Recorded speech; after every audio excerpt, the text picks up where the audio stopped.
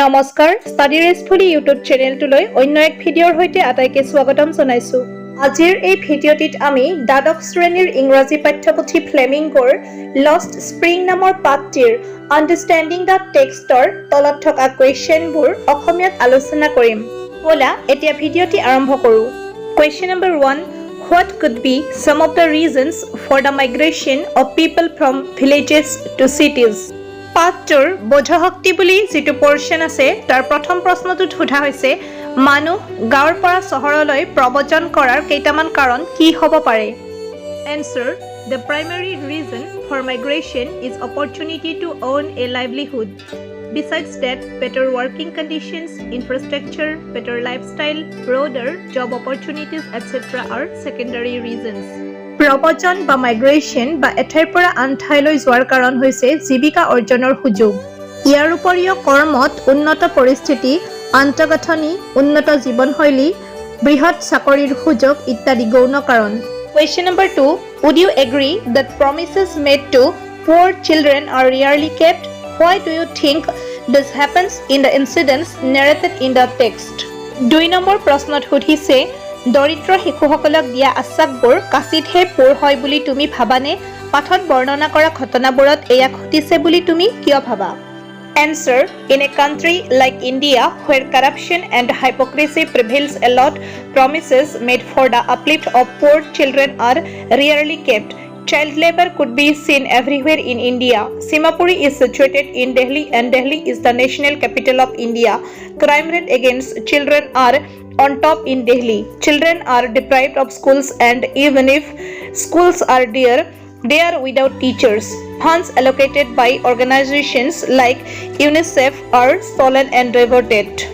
Children are forced to work in nasty environment because of utter poverty. As a result, they are exploited. So to conclude, we can say that poverty, social norms, lack of decent work opportunities of adults and adolescents, migration and emergencies lead to the emergence of child labor. ইয়াত কোৱা হৈছে ভাৰতৰ দৰে এখন দেশ য'ত দুৰ্নীতি আৰু ভণ্ডামি যথেষ্ট পৰিমাণে বিৰাজ কৰে, দৰিদ্ৰ শিশুৰ উন্নতিৰ বাবে দিয়া প্ৰতিশ্ৰুতি খুব কমকে পালন কৰা দেখা যায়। ভাৰতৰ সকলো ঠাইতে শিশু শ্ৰমিক দেখিব পোৱা যায়।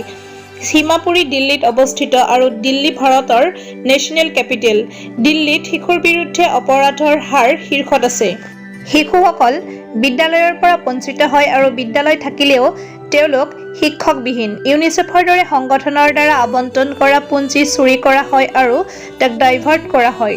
সম্পূৰ্ণ দৰিদ্ৰতাৰ বাবে শিশুসকলক বেয়া পৰিৱেশত কাম কৰিবলৈ বাধ্য কৰা হয়, ফলস্বৰূপে তেওঁলোক শোষিত হয়। গতিকে শেষত আমি ক'ব পাৰোঁ যে দৰিদ্ৰতা, সামাজিক নিয়ম, প্ৰাপ্তবয়স্ক আৰু কিশোৰসকলৰ উপযুক্ত কামৰ সুযোগৰ অভাৱ, প্ৰব্ৰজন আৰু জৰুৰীকালীন অৱস্থাৰ ফলত শিশু শ্ৰমিকৰ উদ্ভৱ হয়। Question number 3. What forces conspire to keep the workers in the Bengal industry of Firozabad in poverty? 3 number প্ৰশ্নত সুধিছে উদ্যোগৰ কৰ্মীসকলক দৰিদ্ৰতাত ৰখাৰ বাবে কোনে কনস্পাইৰেচি বা অভিসন্ধি কৰে? Answer. There is a strong nexus of policemen, the middlemen, politicians, bureaucrats and also the keepers of the law that works hand in glove to keep the workers of the Bengal industry in the state of utter poverty so that they can never raise their voice in revolt. The police have often tortured those who tried to form a cooperative of these workers. ইয়াত কৈছে যে আৰক্ষী, মধ্যস্থতাকাৰী, ৰাজনীতিবিদ, আমোলা আৰু আইনৰ ৰক্ষকসকলৰ এক শক্তিশালী সম্পৰ্ক আছে যি খাৰু বা চুৰি উদ্যোগৰ শ্ৰমিকসকলক সম্পূৰ্ণ দৰিদ্ৰ অৱস্থাত ৰাখিবলৈ বিশ্বজুৰি কাম কৰে যাতে তেওঁলোকে কেতিয়াও বিদ্ৰোহত মাত মাতিব নোৱাৰে। আৰক্ষীয়ে প্ৰায়ে তেওঁলোকক অত্যাচাৰ কৰে যিসকলে এই শ্ৰমিকসকলৰ সমবায় গঠন কৰিবলৈ চেষ্টা কৰে। ডিয়াৰ ষ্টুডেণ্টছ, আজিৰ ভিডিঅ'ত এইখিনিয়ে। ভিডিঅ'টি চাই ভাল পালে লাইক এটা কৰিবা, চেনেলটো ছাবস্ক্ৰাইব কৰাৰ লগতে ফ্ৰেণ্ডছৰ লগত শ্বেয়াৰো কৰিবা। মষ্ট ইম্পৰ্টেণ্টলি কমেণ্ট কৰিবলৈ নাপাহৰিবা। ছাইন আপ কৰিছোঁ। থেংক ইউ ফৰ ৱাচিং।